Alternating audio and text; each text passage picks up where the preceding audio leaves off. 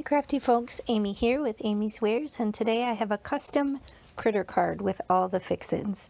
So here to start, I'm going to show you one of three, I'm a little embarrassed to admit, three huge 3-ring binders that I have dedicated to stencils only from a Colorful Life Designs. So if that's any indication of the variety you're going to find in the shop, yeah, there's tons to choose from. So I don't have them all, but I have many, and I am going after my section of layered stencils.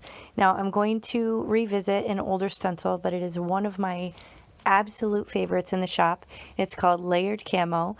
It's 3 layers and it is amazing. So you can create custom colored camo cards, which are so versatile and fun. Here are a couple photos of the finished card. This is actually a custom card that I made for my daughter Rylan. She goes by Rye.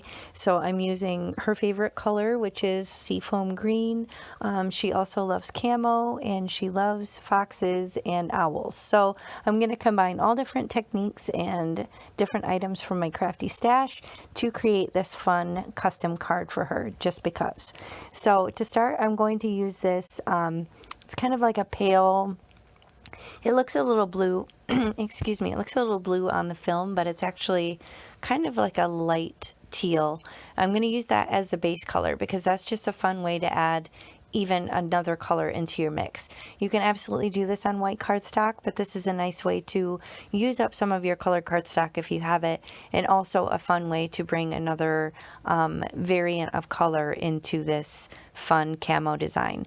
So I'm going to use 3 different colors from Catherine Pooler. I have Mint to Be, Aquatini, and I forgot the third color. I'll let you know that when we get there. I think it's in the newest Luxe collection, but basically you may have seen I use that color wheel, which is a free download. You can actually print it off of Catherine Pooler's website, and it's really cool. You can cut out the inner circle and kind of put it on a brad and then use it as a proper color wheel. So if you struggle with color inspiration or what colors might work well with the others, that's a really fun and free resource to download and have it, you know, at the ready.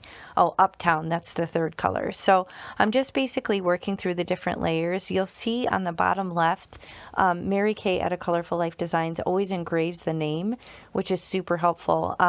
The first one says base, and then the middle one says middle, and then I think the third one says top, but it's a really helpful feature to have the stencil name in the lower corner, and also it helps you figure out if you're on the correct side of the stencil, which is also helpful.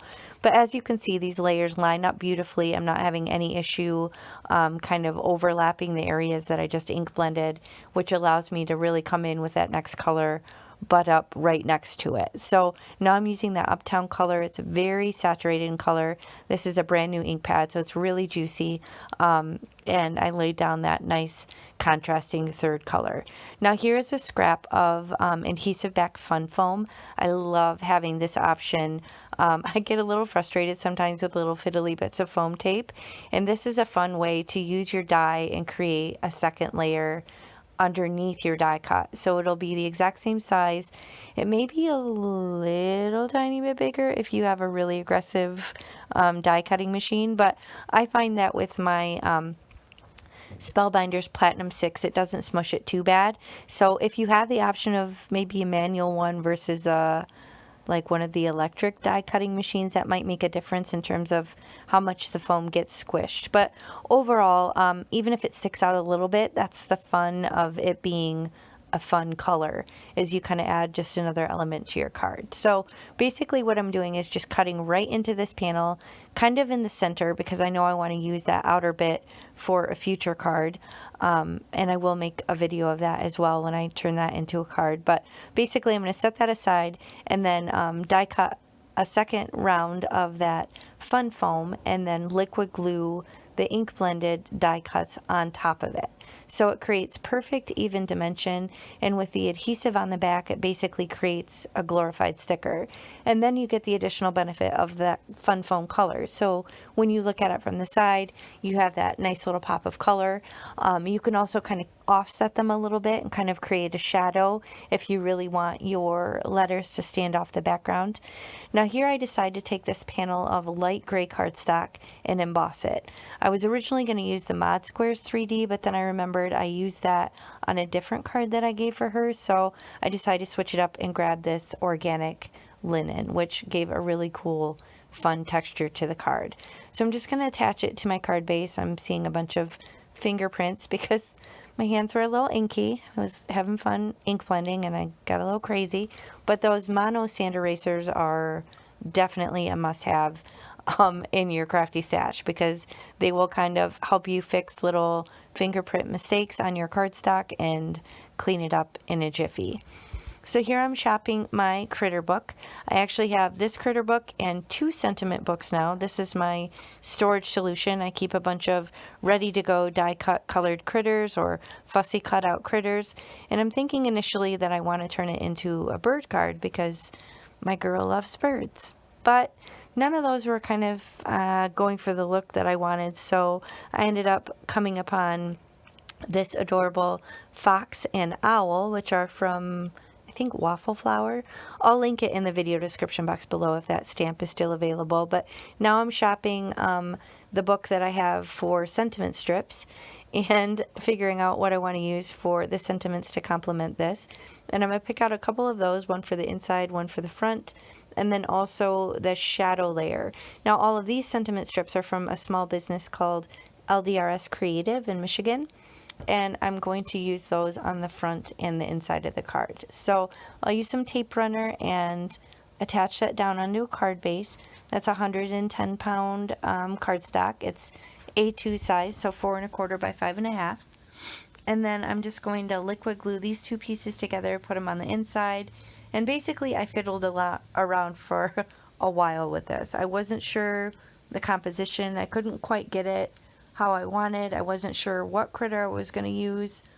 As you saw in the finished photo, I ended up using both because it just worked better with the composition, and my daughter not only loves owls, but she loves foxes too. So after I deliberated for a while, I decided to kind of remove the backer and just put the rye down in the lower left corner and then kind of figure out the rest as I go. So these are basically glorified stickers. If you want some additional security, you could add a little bit of liquid glue, but I find that they stick really well.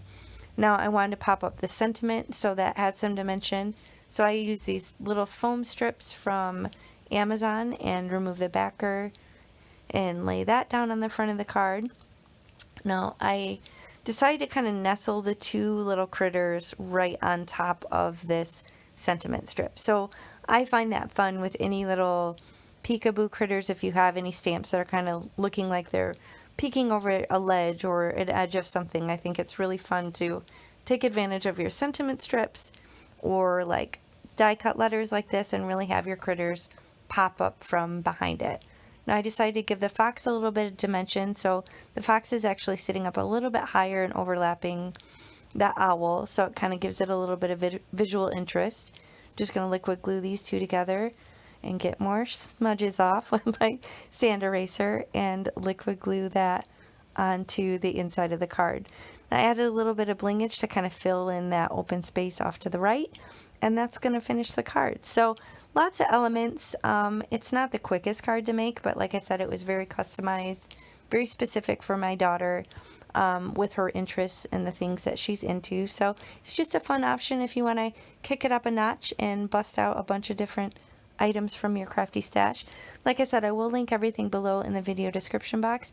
If you enjoyed the video, please hit the thumbs up and consider subscribing. I appreciate you spending all this time with me today, and I'll catch you next time. Bye.